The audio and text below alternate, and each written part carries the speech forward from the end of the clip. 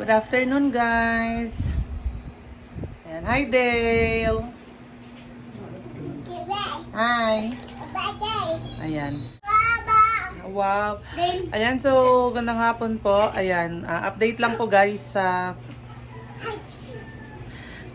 pag-enroll ni Neri. Kasi kanina is, bumalik ulit siya sa school, guys, para ituloy yung kanyang yung naudlot na enrollment nila nung kailan yun? Nung Thursday.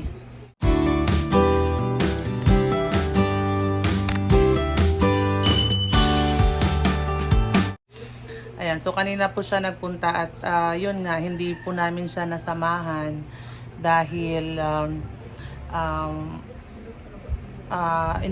pinauna po namin siya, tapos may pasok kasi si Dane at ang labas ni Dane ay 11:30. So sabi ko sa kay Neri, mauna siya, tapos anong tawag dito? Susunod po kami. Paglabas ni Dane sa school, ano ba yan, anak? Paglabas ni Dane sa school 11:30, saka kami susunod sa school para tignan si Neri sa kanyang enrollment, no? Pero alas 11 pa lang, umalis si Neri kaninang mga 7. Mga alas 11 pa lang, nagsabi na siya na 11, nag-message ka na tapos na. Tinanong ko siya kung kumusta, sabi niya patapos na. So, sabi ko, edi kung natapos na, edi umuwi na, hindi na kami susunod doon. Kaya, ayun, hindi na po namin siya nasamahan, guys. At alam naman niya, natapos naman yung kanyang enrollment.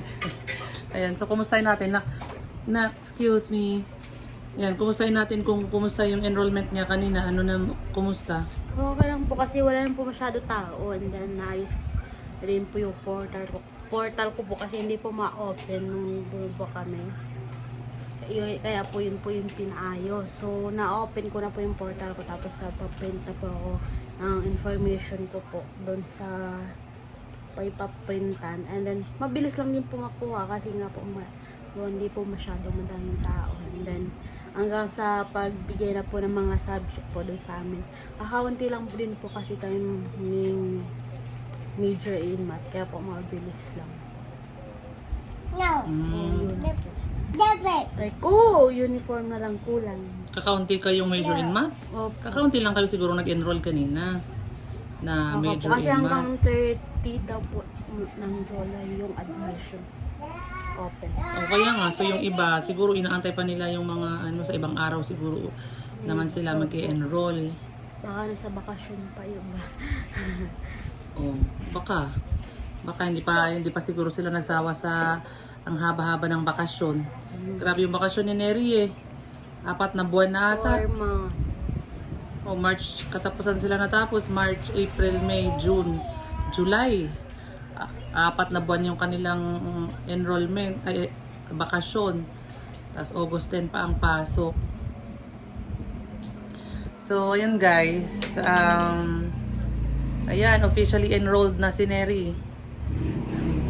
Sa sa City College of Tagaytay siya mag-aaral. At least alam na niya, marunong na siya sa way paakyat ng Tagaytay.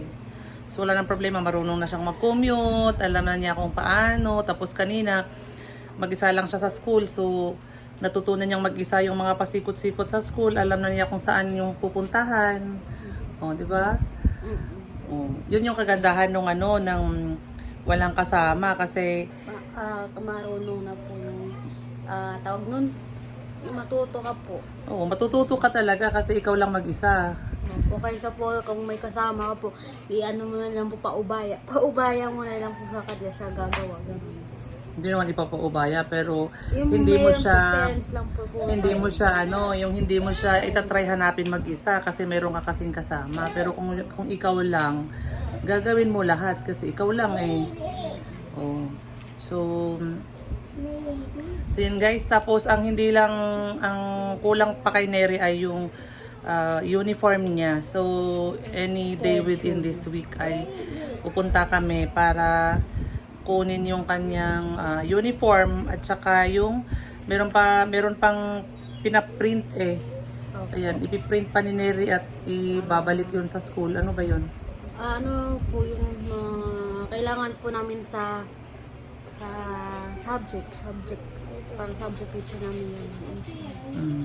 Subject picture namin. Kasi hindi naman po yun hinihingi dun sa register, sa kung saan.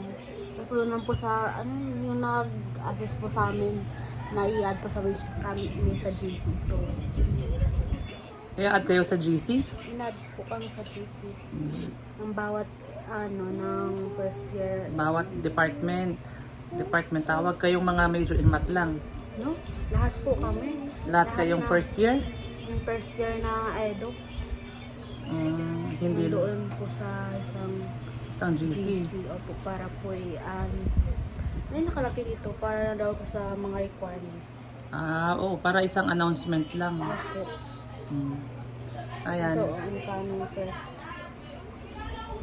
Kaming first For year. important requirements. Oo, ayan. Para hindi isa-isa yung Opo, announcement. para po hindi na po ano yung tawag nun? I-PPM isa-isa. Opo. Ayan guys. So, Neri is officially enrolled na. Aantayin na lang magpasukan. Ang kulang, wala pa silang ano? Ano? Ano ba? Wow, ano yan? Ayan, wala pa po silang schedule. So, yun po siguro yung ilalagay dyan sa GC nyo. Opo. Yung pinaka-schedule ninyo. Ang binigay lang is yung kanilang yung print out ng kanilang subject. Ayan, so wala pang schedule. So, ayan guys, aantayin na lang natin yung kanilang schedule para malaman kung anong schedule ninyo. So, ayan guys. So, alam mo na yung pasikot-sikot ng school mo? Opo. Kaya nung po tinanong po ako kung saan po yung CR.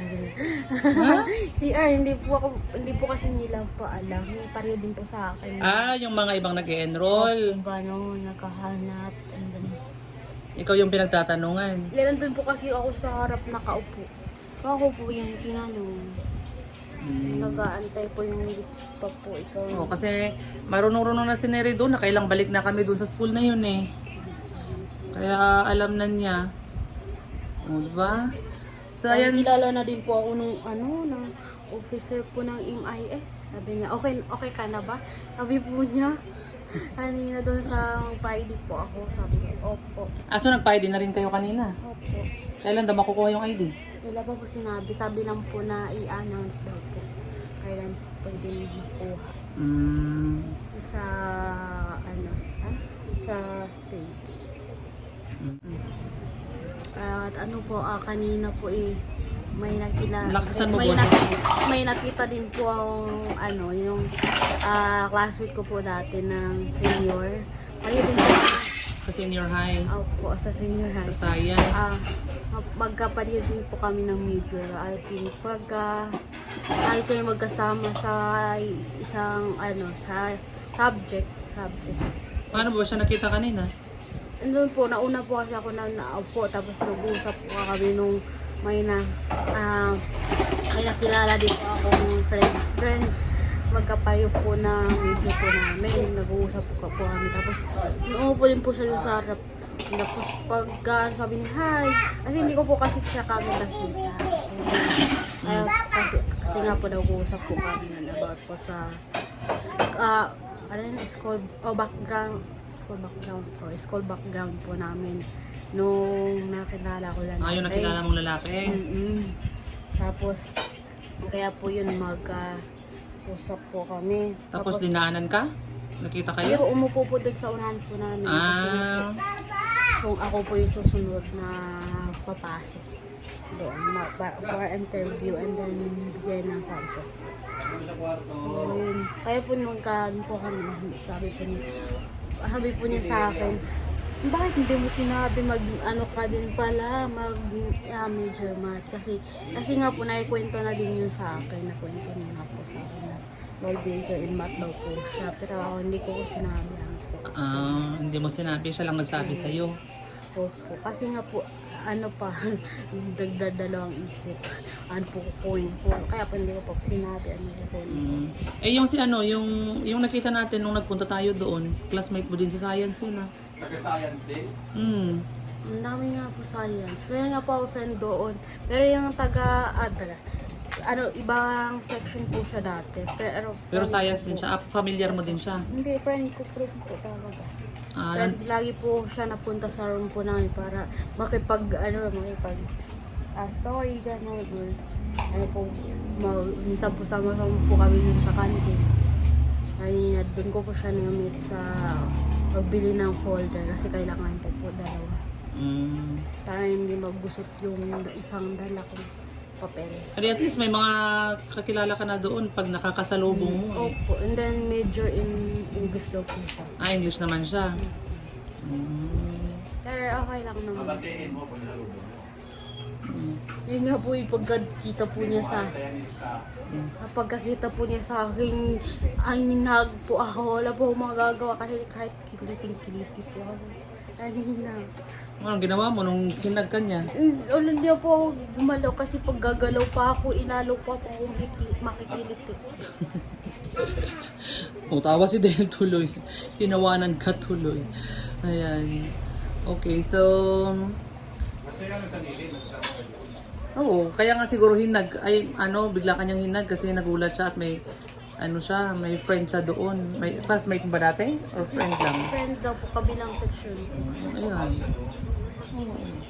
Siyempre, hindi meron pa yan, hindi mo siguro yung iba kasi ibang mga ibang course ang mga yan, kaya hindi mo pa nakikita yung iba. Pero meron ka pang mamimit dyan ng mga classmate mo sa science dati. Dami naman po. May mga lalaki ko. Nakita ko din po sino ba yun? Si Wesley.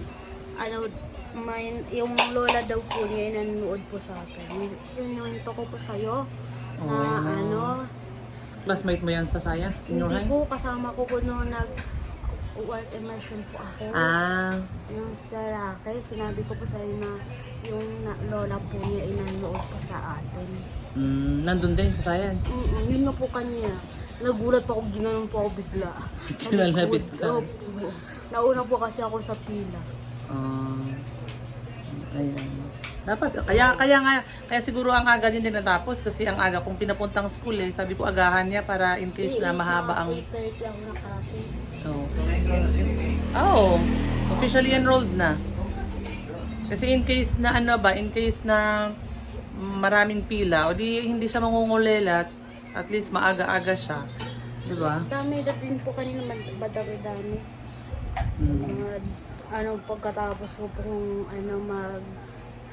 punta register, madami po mga 10 na po dun sa magpa-ID. Hindi, kunti lang kasi nakita ko nag-post sa GC Sabi nila na GC? sa GC sa page na marami pa daw hindi nag-enroll kaya magbibigay sila ng deadline hanggang katapusan. Pero sinabi naman din po sa akin. Nung sabi ko po sa iyo, diba? Na hanggang 31 sabi, tapos hanggang 31. 30. Ayan. Ayan guys, so ayan po ang update. So ayan guys. Ayan guys ang update sa enrollment ni Neri. So abangan na natin yung kanyang pag-aaral. Kung kumusta yung kanyang pag-aaral. Ayan. So ayan guys. Bye. Salamat po. Oh, bye daw. Oh, bye. Bye, Dale. Bye. Ayan, so may pupuntahan kasi kami ngayon guys. Abangan. Bye-bye. Bye-bye na naman. Bye-bye, Dale. Hi. Hi ka sa kanila. Hi. Ayan guys. Bye. God bless.